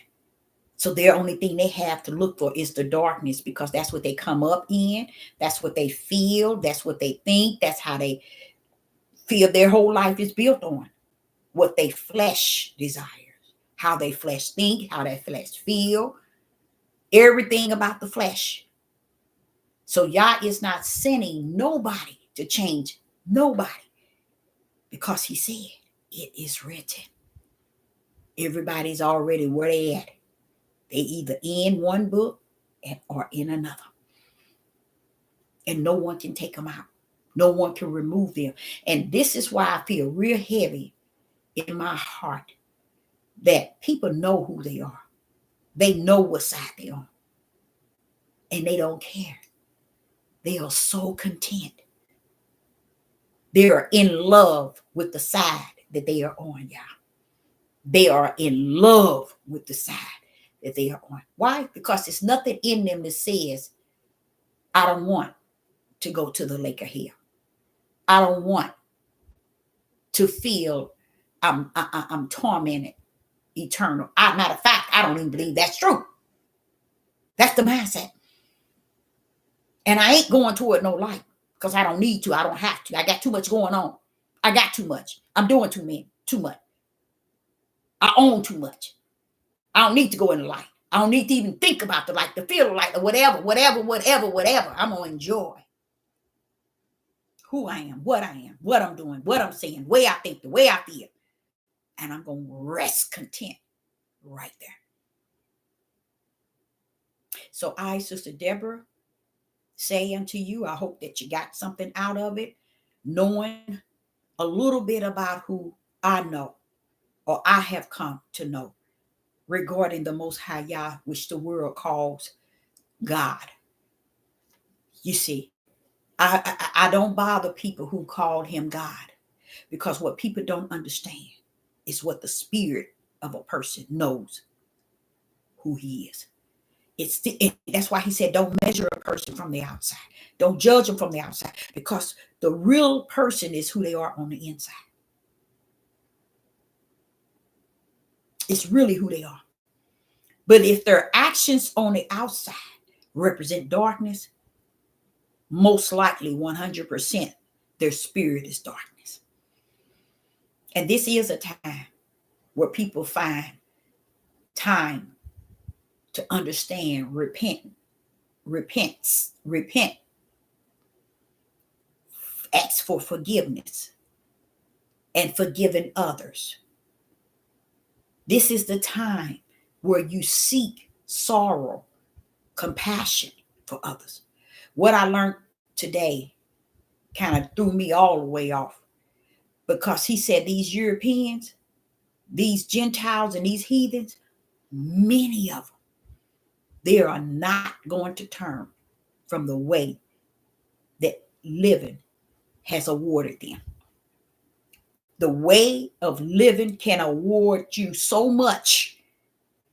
It can make you so comfortable, so rooted since you was a child, the way your parents taught you, your grandparents, you thinking your grandparents were all that, your parents were all that, and you didn't even understand. They took from others to give you what you have today. You're going to pay the consequences. Just as we, as Israel and Judah, for our forefathers, don't think they're not going to pay for theirs. Oh, they're going to pay for it. And you're going to see it. You're going to see them get a taste of who they really are. And right now, even those who are teaching in the churches, or in the synagogue, even the priests, these pastors and these leaders, even those that say they're prophets, they are so distant, y'all. They are the main one that's distant from the Most High Yah. They teaching a belief and a religion that's only captured their nation, their nation. They don't see nothing they have ever done, nor their forefathers.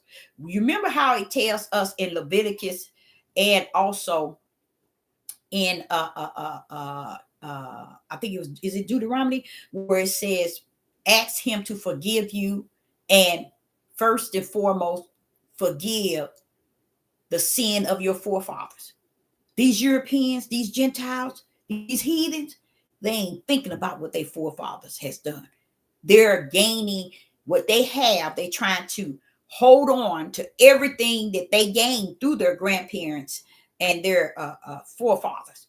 And they never thought to let me do the search and how they had gotten what they gotten.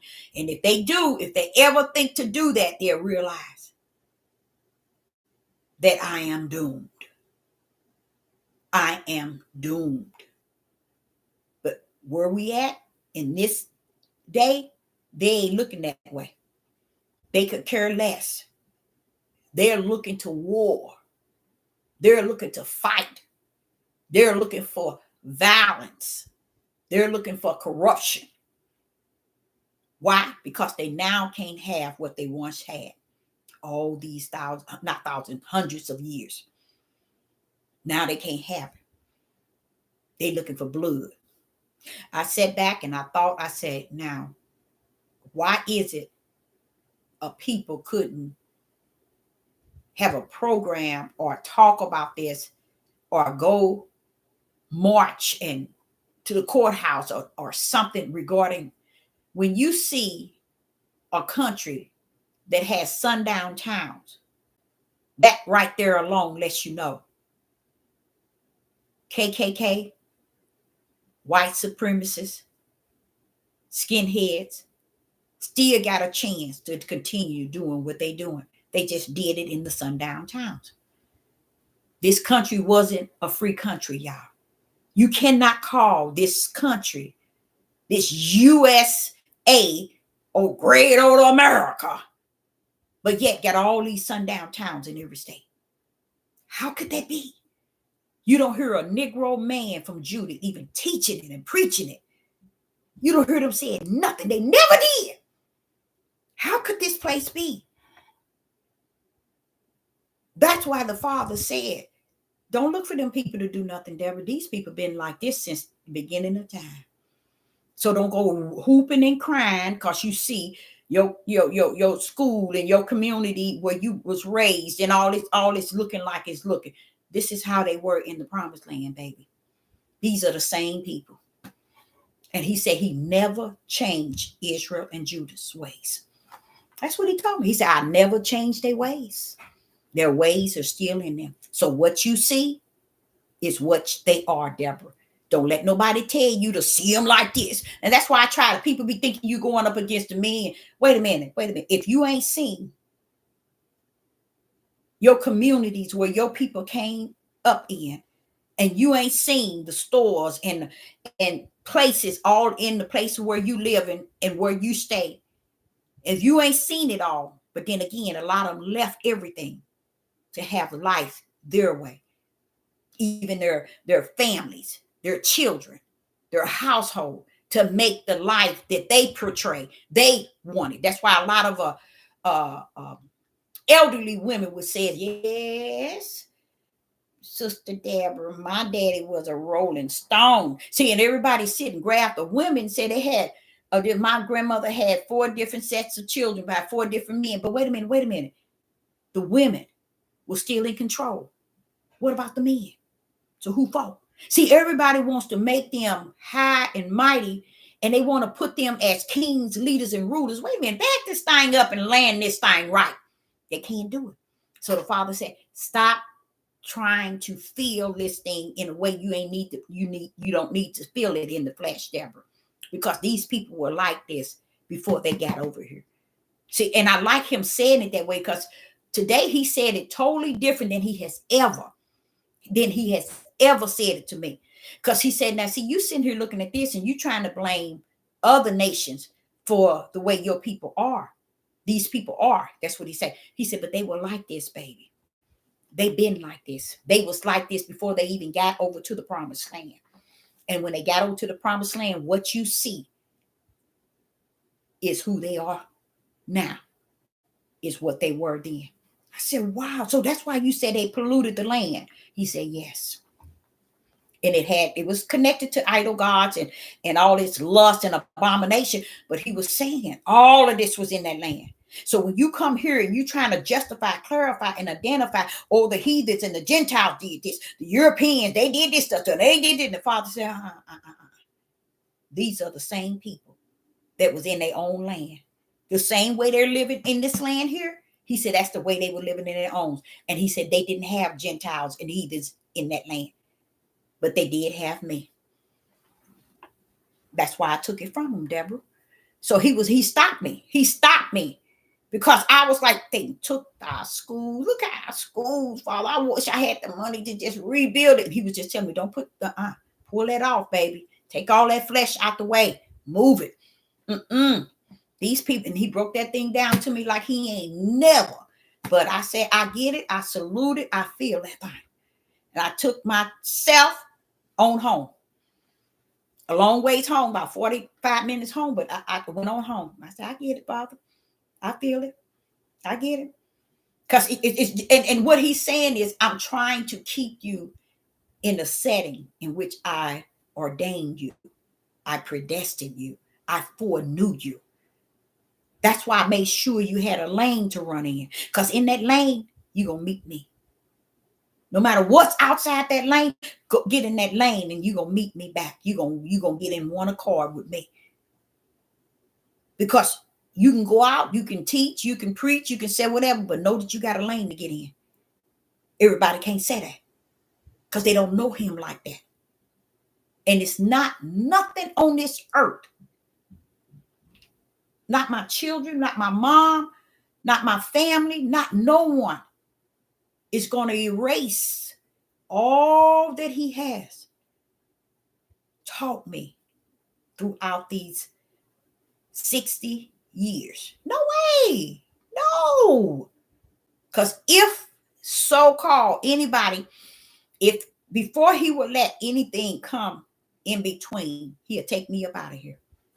That's how he rumbled. That's how I got to know him. Oh, wait a minute. Before I let that, hey, whoop, come on, let's go. Time to go. Put her to sleep. Death, go get my breath. Put her to sleep. Let's go. Let's rumble. He don't play. That's something else I learned. He do not play. He's not one that play around with you. He got a sense of humor, but he ain't the one that plays with you, because when he's dealing with you, it's real, y'all. It's realer than real. It's not that clown show at a circus somewhere. He's about what he said. He say what he's about, and he does what he say he gonna do. So Sister Deborah, I hope you got something out of it, and I hope that somewhere along in your living, that you'll find him to be all that to you, as I have in the last 59, 60 years. So I hope you got something out of it, and I hope you desire to know the light, even if it's a pin needle. Spirit and truth, something that's never ever being taught, because these people can't give you spirit and truth, because spirit and truth ain't gave them him. So Sister Deborah says, have a wonderful night, and I see you again. I will be back. Shalom and shalom. Hello to everyone in the live chat. It's good to see you. Shalom and shalom.